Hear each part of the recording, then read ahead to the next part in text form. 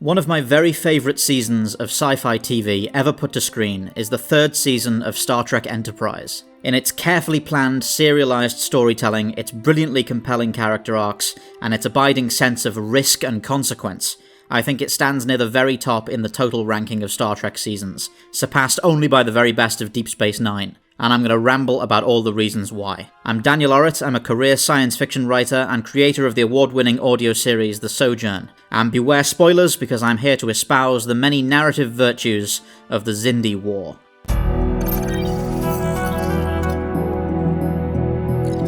The Xindi Arc is a roughly 26-episode serialised story which encompasses all of the third season of Enterprise and has an excellent epilogue episode in Season 4, which I'll discuss more later. But the story begins in the final episode of the show's second season, where after 2 years of optimistic deep space exploration aboard Earth's first Warp 5 ship, the crew of the Enterprise NX-01 receives sudden and sobering news. Earth has been attacked without provocation by an unidentified alien probe. It appeared out of nowhere, it carved a devastating trench into the surface of the Earth from Florida to Venezuela, and 7 million people are dead. The tonal shift after 2 years of exploration is shocking, and as Enterprise is urgently recalled to Earth to respond to the crisis, we're left with the uncomfortable impression that after a couple of years of good luck, humanity has been suddenly confronted with just how cruel and dangerous a place the galaxy can really be. This theme is central to the character arc Jonathan Archer is placed on throughout these events. An explorer at heart, a man of peace and optimism, Archer must now contort himself into the role of a soldier, a commander weighing acceptable casualties in a time of war. This is a change which will be deeply painful for him to endure, and after it's done, the old Archer will never quite be seen again. Through some intelligence from the Vulcans and Suliban, we learn that the mysterious attackers were a race called the Xindi. For reasons not yet entirely clear, they've been led to believe humanity will destroy them in the future, and this attack was not only a preemptive strike, but a test for a far more powerful weapon under construction to destroy Earth entirely. We know almost nothing about the Xindi, apart from that they reside in a dangerous region of space called the Delphic expanse, which is filled with strange spatial anomalies, and from which no Vulcan ship has ever returned. The recent tragedy is not only in the abstract either. Enterprise's chief engineer, Trip, has suffered the loss of his sister in the attack, and T'Pol has been driven to resign her commission with the Vulcan High Command, who are sitting out the conflict and have refused to allow her to remain with Enterprise for a mission of retaliation while wearing Vulcan colours. The sense of militarization and shattered innocence extends even to the ship herself, as Enterprise is refitted with powerful new photonic torpedoes, a strategic command centre, improved ablative armour, and most crucially a contingent of Mako commandos, led by new recurring character Major Hayes. With no other ships to support them, precious little intelligence about their enemy or destination, and a crew filled with grief and confusion, Enterprise sets off alone for the Delphic expanse, beginning a long quest to learn more about the Xindi and their motivations, and to prevent another attack by any means necessary. At this point, it's worth drawing attention to the obvious and quite deliberate parallels being employed with the real events of 9/11 in the United States. This is a recurring factor in mid-2000s sci-fi, perhaps unsurprisingly, but there's one element I've always appreciated in how Enterprise specifically chose to depict its equivalent to the War on Terror. The humans aboard Enterprise, whatever the writing of their orders might be, are at this point predominantly motivated by revenge. But when they reach the Delphic expanse, they don't find it to be an enormous Xindi base, a simple enemy against which they can direct their rage. Rather, they find it to be a vast and disparate place of many cultures and people, much like the Middle East of our own world.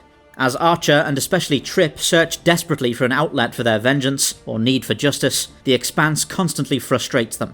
As for the first few months, almost no one they meet has even heard of the Xindi, even less about any attack on humanity. In fact, even people directly manufacturing parts used in the Xindi weapon are found to be unaware of how these parts have been used. Archer is placed in the almost darkly amusing situation of shouting condemnations about the attack on his world at a bemused factory worker in his living room, who's never so much as heard the word human in his life before today. It's a particularly visceral kind of feeling for a story to try and evoke, to put you in the place of these humans who so desperately need an enemy to punish, and yet constantly find only a faraway place full of people living their lives.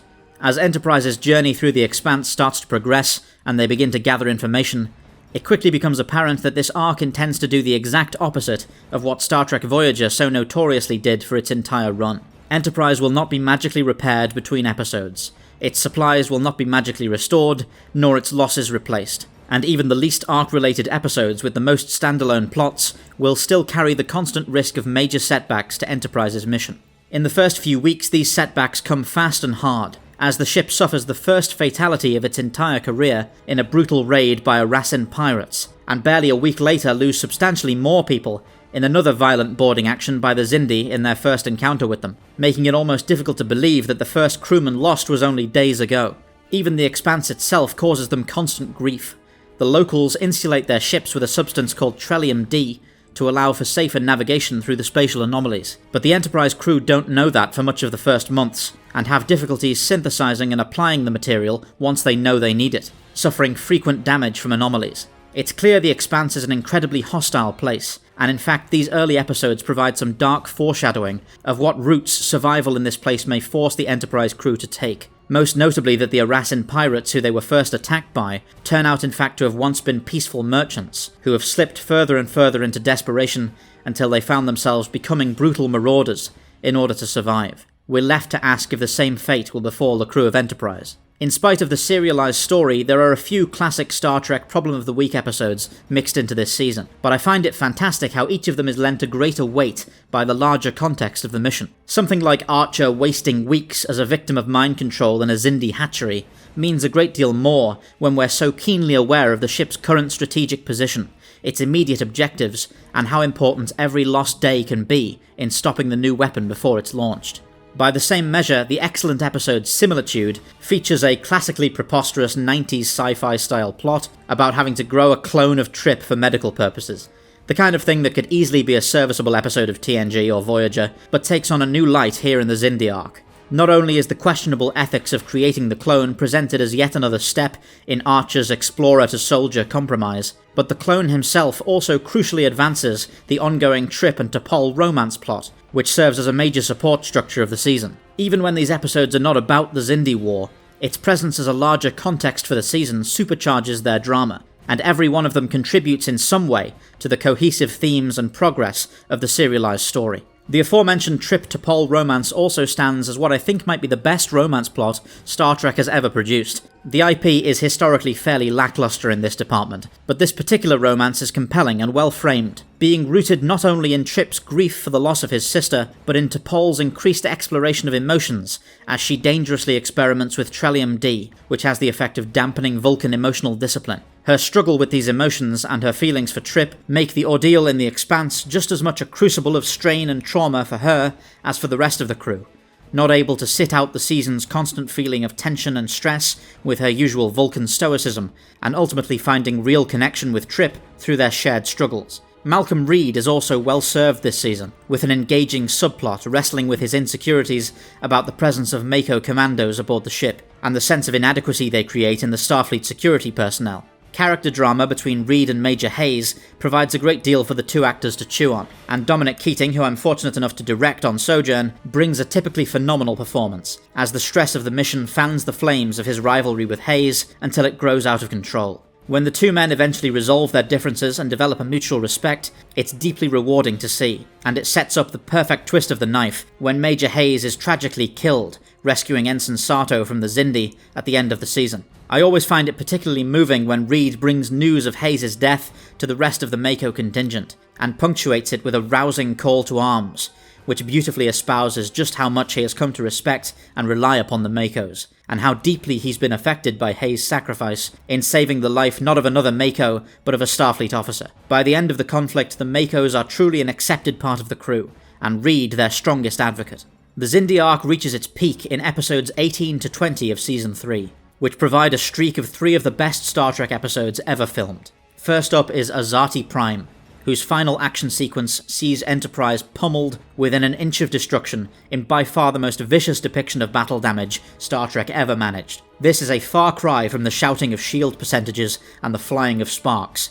The ship is reduced to a smoking ruin, as crewmen are blown into space and the interior sets of the ship are utterly demolished. In the wake of the battle, T'Pol is asking typical Star Trek questions like when will we have warp drive back online, only to be told that under current circumstances that is literally impossible. These components are not damaged, they are gone. The captain's ready room is an unrecognisable crater. The mess hall is entirely open to the corridor on one side, where the bulkhead has been torn away. Scenes are interrupted by conduits randomly exploding, characters go days without sleep for fear of the ship simply disintegrating without constant maintenance, and even 3 episodes after the battle they are still recovering bodies from areas of the ship it's taken this long to make accessible. At no other time in all of Star Trek does a ship ever feel quite so much like a fragile pressure vessel that could fail at any moment, and the episodes never let you forget it. This sets the stage for the appropriately titled Damage, which I think is the show's very best episode, and an all-time favourite piece of sci-fi TV for me. Stuck aboard a shattered Enterprise with no functioning warp drive, and with only 3 days to meet a crucial appointment before the Xindi superweapon is launched against Earth, Archer reaches the darkest point of his ongoing arc of compromise and rationalization. Much like the once peaceful Arasins they encountered earlier, Archer resorts to an act of unambiguous piracy toward a ship of innocent passers-by who had even tried to help them. Archer does his best to limit casualties and even leaves them supplies of food and Trellium-D, but he's knowingly stranding them in the Expanse for 3 years, possibly even condemning them to death if any misfortune befalls them on their long sublight voyage home. As he beams his boarding party out and leaves the poor souls to their fate, their captain asks why he's doing this, and Archer can only make the same desperate rationalization he's made to himself. Because I have no choice. 7 million people are dead, and the entire population of Earth will soon follow. They need a warp coil to stop that from happening, and this was the only one available and the only way to get it. But all of that is small comfort to a man whose career as a peaceful explorer seems long, long ago from this bleak vantage. Capping off this excellent trio of episodes is The Forgotten, where the floodgates finally break on Trip's personal trauma. As early as the first episode of the arc, Trip was repeatedly arguing to Reed that his sister was just another of the 7 million victims, and that it's not fair for him to assign any additional grief and sorrow to her loss than to the loss of any other. This well-meaning but destructive notion has eaten away at Trip for months, until finally when one of his engineering staff is killed and he's required to write a letter to her parents, Trip finds he can no longer pretend the loss of his sister isn't more important to him. His relationship with T'Pol, having now grown very strong, plays a huge part in helping him finally face the enormity of his loss after such a long period of denial. And T'Pol herself brings all she has learned of emotion in the preceding months to bear in supporting him. This episode crystallizes both of their arcs in a perfect crescendo, and both actors turn in stunning performances.